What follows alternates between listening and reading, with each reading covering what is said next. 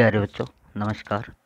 आज हम 10वीं क्लास के भूगोल विषय के छठे चैप्टर 6th चैप्टर के छठे पाठ के विनिर्माण उद्योग के संपूर्ण जो प्रश्न उत्तर है उनको हल करेंगे। और यह प्रश्न आपके NCERT बेस्ड हैं और CBSE और जो अन्य बोर्ड है, Haryana board of school education है, उस सभी के लिए बहुत महत्वपूर्ण है। उम्मीद करता हूँ आपको पसंद आएंगे। तो चलिए शुरू करते हैं। पहला प्रश्न है, विनिर्माण उद्योग क्या है? विनिर्माण उद्योग क्या है? तो इसका उत्तर है, जब कच्चे माल को मूल्यवान उत्पाद में बनाकर अधिक मात्रा में वस्तुओं का उत्पादन किया जाता है तो उस प्रक्रिया को विनिर्माण या वस्तु निर्माण कहते हैं। विनिर्मित सामान स्वयं प्रयोग के लिए हो सकता है या बेचने के लिए भी।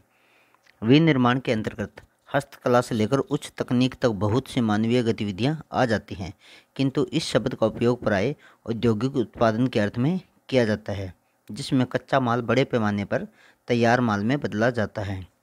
विनिर्माण से तैयार माल उपभोक्ताओं द्वारा उपयोग किया जा सकता है या इसका प्रयोग अधिक जटिल वस्तुओं के विनिर्माण में भी किया जा सकता है। तो ये है विनिर्माण की परिभाषा। अगर 1 नंबर में आपसे ये परिभाषा पूछी जाती है तो बस यहाँ तक लिख दीजिए, और अगर 3 नंबर में ये परिभाषा आती है, 3 नंबर में प्रश्न आता है, तो फिर आपको पूरा प्रश्न लिखना है। अगला प्रश्न है, विनिर्माण उद्योग का महत्व क्या है? अब अगर ये पूछ लेता है कि विनिर्माण उद्योग क्या है और इसका महत्व बताइए, तो ये ऊपर वाली परिभाषा लिख के नीचे महत्व बता दीजिए। तो विनिर्माण उद्योग के महत्व निम्न लिखते हैं। नंबर 1, विनिर्माण उद्योग से कृषि को आधुनिक बनाने में मदद मिलती है। नंबर 2, विनिर्माण उद्योग से लोगों की आय के लिए कृषि पर निर्भरता कम होती है। क्यों कम होती है? क्योंकि जो आपको पता है कि हमारे यहाँ पे 3 तरह के सेक्टर होते हैं, प्राथमिक, द्वितीयक और तृतीयक। तो जो कृषि है, मत्स्य है,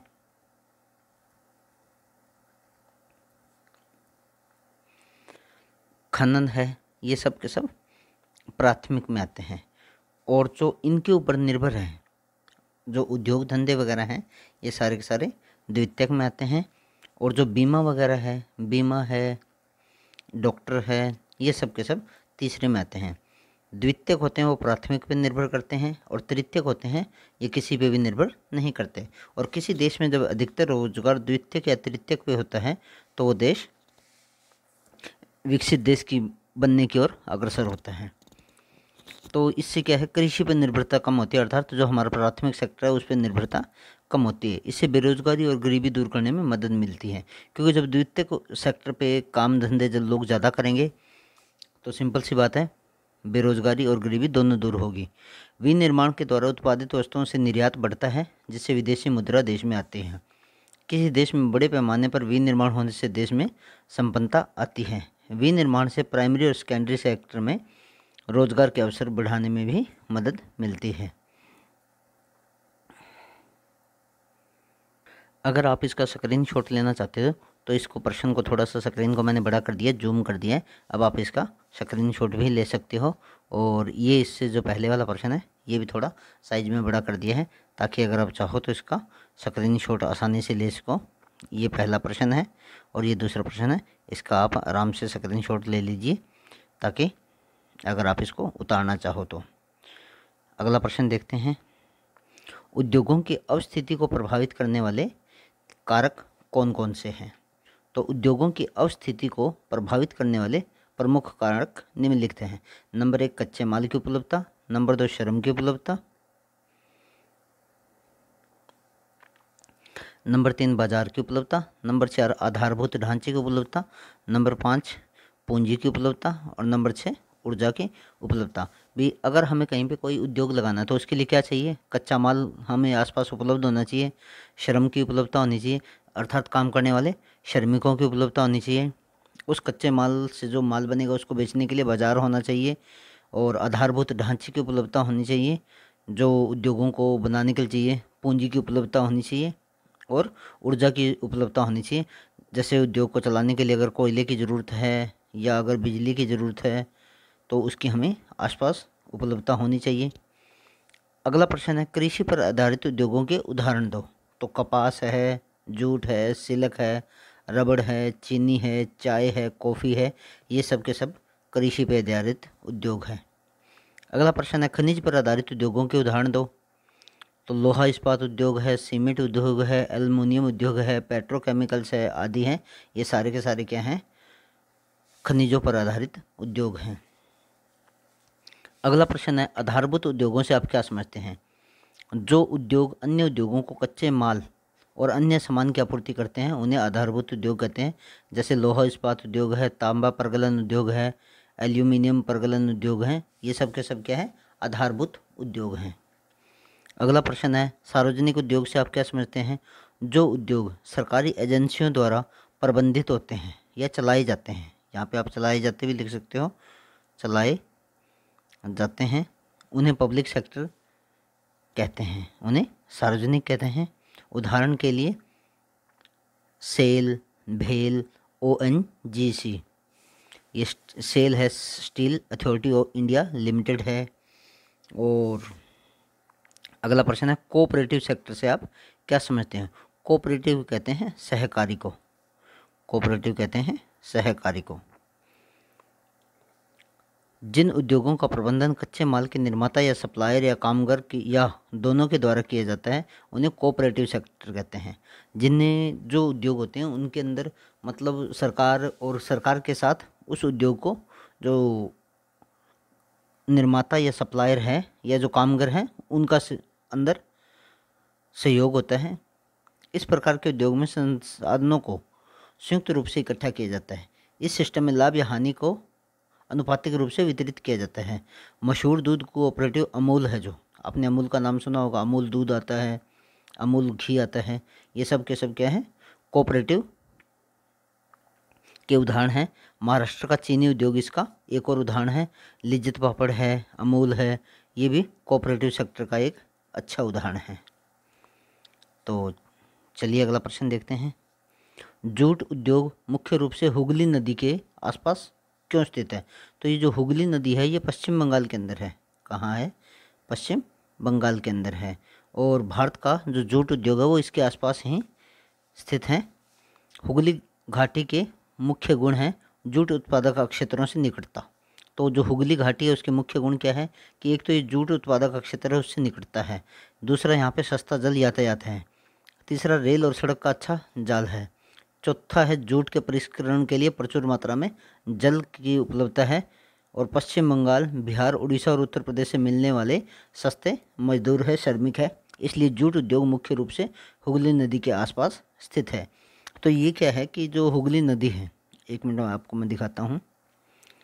ये देखिए, ये भारत का मानचित्र है, और भारत के मानचित्र को जब आप, ये भारत का मानचित्र है, और जब भारत के मानचित्र को आप बिल्कुल जूम करके देखते हो तो ये भारत के मानचित्र के अंदर ये पश्चिम बंगाल है, ये यहाँ से आपको दिखाई दे रहा है, ये आपको पश्चिम बंगाल है। पश्चिम बंगाल के अंदर ये जो रेड बिंदु है ये हुगली का बिंदु है, और इसको जब और जूम करते हैं तो ये आपको यहाँ पे हुगली नदी दिखाई दे रही है। ये क्या है?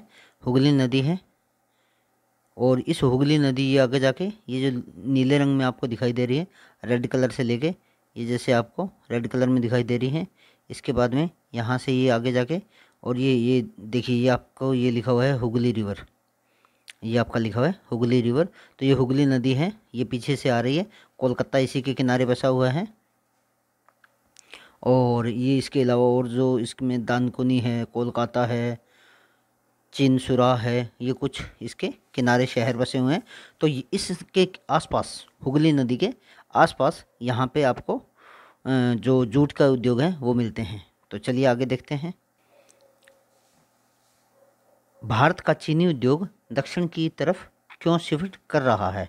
हाल के वर्षों में चीनी उद्योग दक्षिण की ओर शिफ्ट कर रहा है। तो क्यों कर रहा है? तो इसका कारण है कि ऐसा विशेष रूप से महाराष्ट्र में हो रहा है। इस क्षेत्र में पैदा होने वाले गन्ने में शर्करा, शर्करा कहते हैं चीनी, चीनी की जो मात्रा है वह अधिक है। इस क्षेत्र की ठंडी जलवायु से गन्ने की पिराई के लिए अधिक समय मिल जाता है।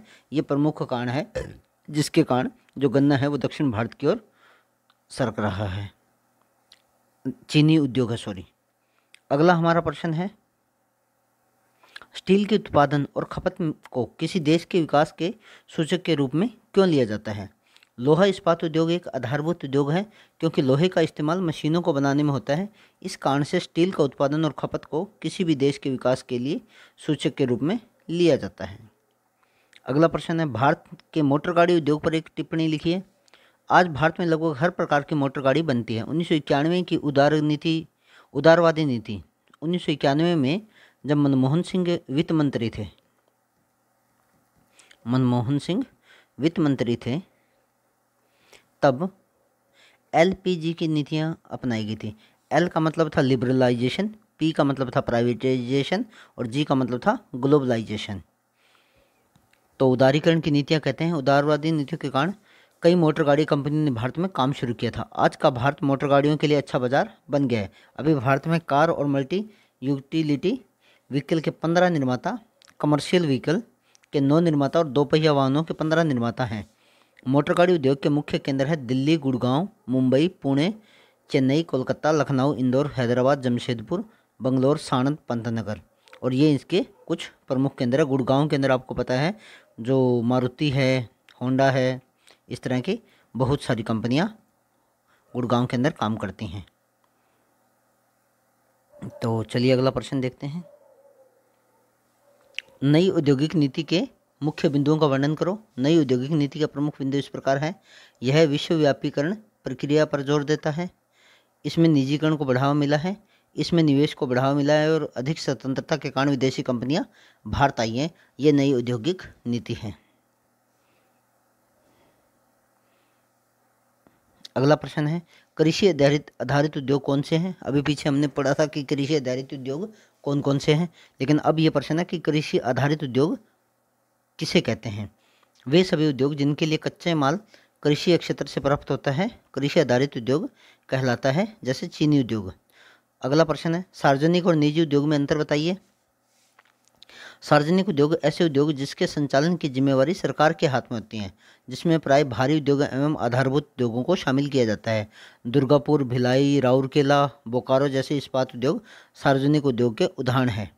निजी उद्योग ऐसे उद्योग का स्वामित्व किसी व्यक्ति विशेष या सहकारी समिति के हाथ में होता है, निजी उद्योग कहलाता है। जैसे Tata iron and steel company Jamshedpur इसी प्रकार का कारखाना है। तो ये निजी उद्योग हैं। टाटा स्टील है, या जैसे विमल का कपड़ा आता है तो विमल कपड़ा मिल है, वो भी रिलायंस कंपनी की है। या जैसे बिरला कंपनी है, बिरला सीमेंट है, ये भी क्या है? निजी उद्योग हैं। अगला प्रश्न देखिए, वस्त्र उद्योग का अर्थव्यवस्था में क्या योगदान है? इसमें आपको ये बताना है कि जो कपड़ा उद्योग है उसका हमारी इकोनॉमी में क्या योगदान है। तो भारत में वस्त्र उद्योग का औद्योगिक उत्पादन में 14% योगदान है। विदेशी मुद्रा में 17% योगदान है। जो हमें विदेश से मुद्रा प्राप्त होती है उसमें से कपड़े से जो हमें मुद्रा है वो 17% प्राप्त होती है। सकल घरेलू उत्पादन में 4% योगदान है कपड़ा उद्योग का। यह 3.5 करोड़ लोगों को रोजगार प्रदान करता है। वस्त्र उद्योग कृषि के बाद रोजगार उपलब्ध कराने वाला दूसरा बड़ा क्षेत्र है। इसका मतलब है कि सबसे ज़्यादा हमारे देश में रोजगार किससे प्राप्त होता है? कृषि से प्राप्त होता है, लगभग 60% लोगों को, और उसके बाद में दूसरे नंबर पे कपड़ा उद्योग है। अगला प्रश्न है, संयुक्त अथवा सहकारी उद्योग किसे कहते हैं? जब उद्योगों को 2 या 2 से अधिक व्यक्तियों या सहकारी समितियों की सहायता से चलाया जा रहा हो तो उसे संयुक्त अथवा सहकारी उद्योग कहते हैं। गुजरात का अमूल दूध उद्योग इसी प्रकार का एक उदाहरण है, संयुक्त उद्योग या सहकारी उद्योग। सूती वस्त्र उद्योग की प्रमुख समस्याएं क्या है? सूती वस्त्र उद्योग की समस्याएं निम्नलिखित हैं। पुरानी मिलों में पुरानी प्रौद्योगिकी का प्रयोग। अब जो सूती कपड़ा उद्योग है उनमें समस्याएं क्या है? पहली समस्या तो ये है कि उन जो मशीनें वगैरह हैं वो काफ़ी पुराने हैं। उत्तम कपड़ों का उत्पादन बढ़ाने में उदासीनता, और वो नई मतलब अच्छी क्वालिटी पैदा नहीं करना चाहते। कृत्रिम कपड़ों की मांग का बढ़ना, क्योंकि जो कृत्रिम कपड़े हैं, नायलॉन है, पॉलिस्टर है, ये जो कपड़े हैं इनका ज़्यादा मतलब वो है, एक तो चलते ज़्यादा हैं, दूसरा इनमें क्वालिटी भी ज़्यादा है। विद्युत आपूर्ति में बाधा, जो बिजली की आपूर्ति है उसके अंदर भी बाधा है। राजनीतिक माहौल का बिगड़ना, कारखानों में हड़ताल आदि होना।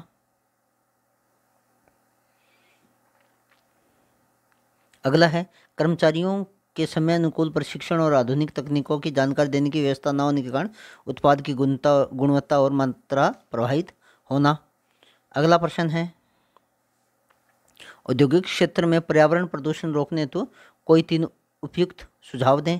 यह भी एक महत्वपूर्ण प्रश्न है। औद्योगिक क्षेत्रों में पर्यावरण प्रदूषण को रोकथाम के लिए 3 मुख्य सुझाव हैं।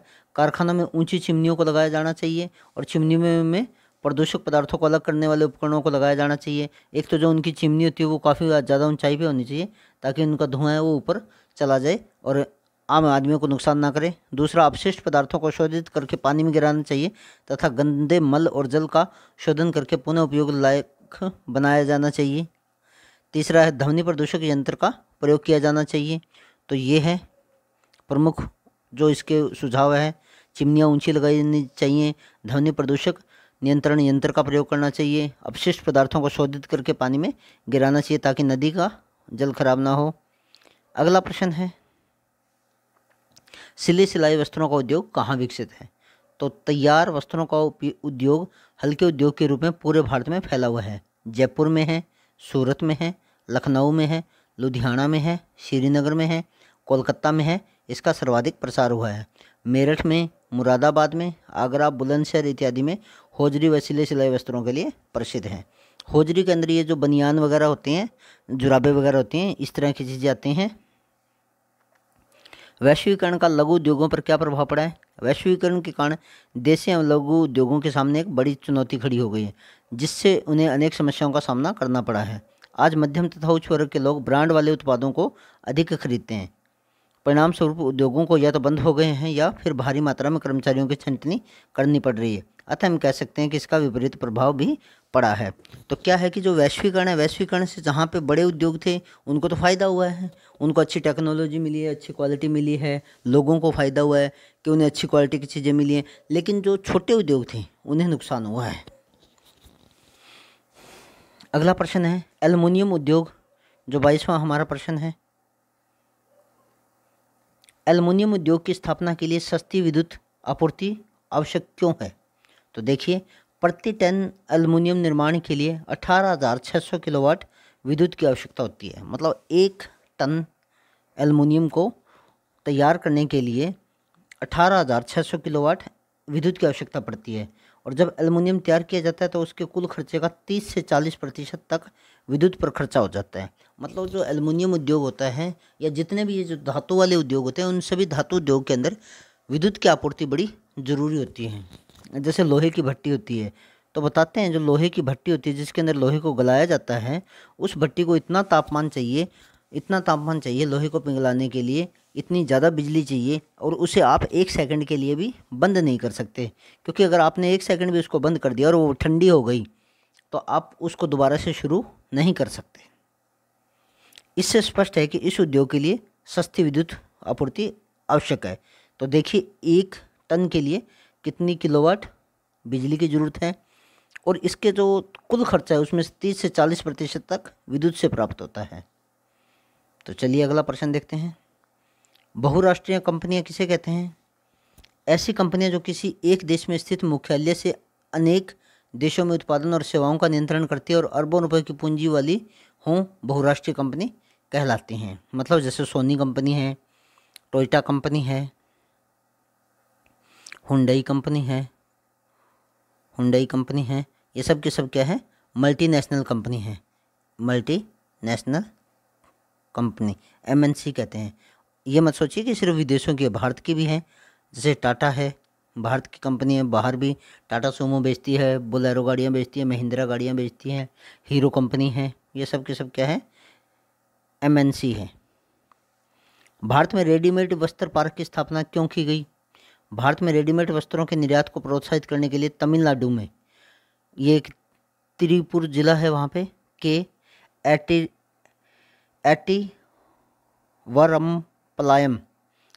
एटीवरमपलायम गांव में देश का पहला रेडीमेड वस्त्र पार्क स्थापित किया गया है तमिलनाडु के अंदर। छोटे प्रश्नों में पूछा जा सकता है आपसे। अगला प्रश्न है, उपभोक्ता उद्योग से क्या समझते हैं? ऐसे उद्योग जो उत्पादन उपभोक्ता के सीधे उपयोग के लिए होते हैं उपभोक्ता उद्योग कहलाते हैं। जैसे दंत मंजन है, कागज़ है, पंखा है, ये ऐसी चीज़ें होती हैं जिनको डायरेक्ट यूज करते हैं। अब आप सोचोगे जी सारी चीज़ें जो बनती है वो डायरेक्ट यूज होती हैं, नहीं, बहुत सारी चीज़ें ऐसी होती हैं जो हम डायरेक्ट यूज नहीं करते। अब जैसे ब्रश बनाने वाली मशीन है, आपके दांत साफ करने वाला ब्रश है, उसकी जो मशीन है उसको हम डायरेक्ट यूज नहीं करें, वो तो हमारी काम रही है क्योंकि उससे जो ब्रश बन रहे हैं हम करें, लेकिन उसका प्रयोग कौन कर रहा है? उसका प्रयोग कर रहे हैं फैक्ट्री वाले। अगला प्रश्न है, भारत में पटसन उद्योग को कौन कौन सी समस्याओं का सामना करना पड़ रहा है, किन्हीं तीन का वर्णन कीजिए। तो जूट से बने कालीन और टाट बोरियों की मांग निरंतर कम हो रही है। नंबर 2, जूट से बनी वस्तुओं का मूल्य अधिक होता है, क्यों? क्योंकि यहाँ पे मेहनत ज़्यादा लगती है और जो इसके मुकाबले में जो रेडीमेड होते हैं, जो आर्टिफिशियल होते हैं, वो सस्ते पड़ते हैं।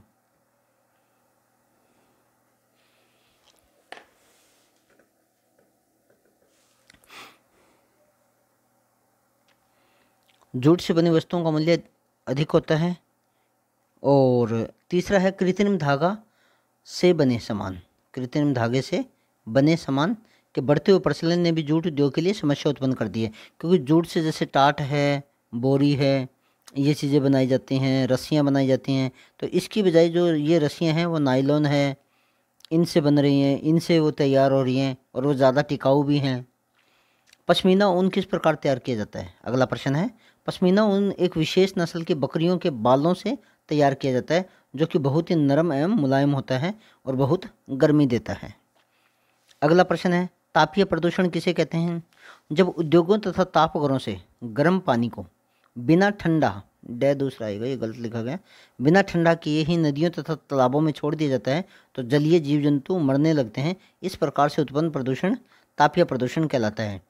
इसकी वजह से सबसे ज़्यादा प्रभावित सूक्ष्म जीव जंतु एवं जलीय वनस्पतियाँ होती हैं जो सीधे जलकर नष्ट हो जाती हैं, तो इसे तापीय प्रदूषण कहते हैं। अगला प्रश्न है, झारखंड और पश्चिम बंगाल में लोहा इस्पात के कारखाने कहाँ कहाँ स्थित हैं? किसी एक की सुविधाओं का उल्लेख कीजिए। तो झारखंड में जमशेदपुर और बोकारो में लोहा इस्पात का कारखाना स्थापित है। पश्चिम बंगाल में कुल्टी, बर्नपुर और दुर्गापुर में लोहा इस्पात के कारखाने स्थापित हैं। अब जमशेदपुर के लोहा इस्पात कारखानों को जो सुविधाएं प्राप्त हैं, इंपॉर्टेंट प्रश्न है ये 5 नंबर के लिए। लोहा इस्पात की आपूर्ति नोआमंडी, सूलेपत, गुरुमहिसानी और बादाम पहाड़ी से होती है। कोयला की प्राप्ति झरिया और रानीगंज से होती है। वीर मित्रापुर और पानपोश की खानों से चूना पत्थर और डोलोमाइट की प्राप्ति होती है। स्वर्ण रेखा और खरकई नदी से जल की प्राप्ति होती है। कोलकाता मुंबई रेल मार्ग पर होने से यातायात की सुविधा प्राप्त होती हैं। ये जमशेदपुर के लोहा कारखाने को सुविधाएं प्राप्त हैं। पश्चिम बंगाल में जूट उद्योग किस क्षेत्र में विकसित हैं? पश्चिम बंगाल में अधिकांश मिलें हुगली नदी के किनारे 98 किलोमीटर लंबी और 3 किलोमीटर चौड़ी एक संकरी मेखला में स्थित है। आपको दिखाया था हुगली नदी, वहाँ पे ये स्थित हैं। तो अंतिम प्रश्न है, लोहा एवं इस्पात उद्योग को आधारभूत उद्योग क्यों कहा जाता है? तो लोहा एवं इस्पात उद्योग की सहायता से ही सभी उद्योगों की मशीनें और संरचना प्राप्त होती है। इसी पर सभी हल्के और भारी उद्योग निर्भर करते हैं, इसलिए इसे अन्य उद्योगों का जनक भी कहा जाता है। तो ये है लोहा और इस्पात उद्योग है जो, इसलिए उसे आधारभूत उद्योग कहते हैं। तो उम्मीद करता हूँ आपको ये प्रश्न उत्तर पसंद आए होंगे। अगर आपको किसी भी प्रश्न के बारे में कोई शंका हो तो आप कमेंट करके पूछ सकते हैं। ये आपका चैनल है GS बाई ईश्वर सर, इसे लाइक और सब्सक्राइब कर दीजिए। धन्यवाद। आपका दिन शुभ हो।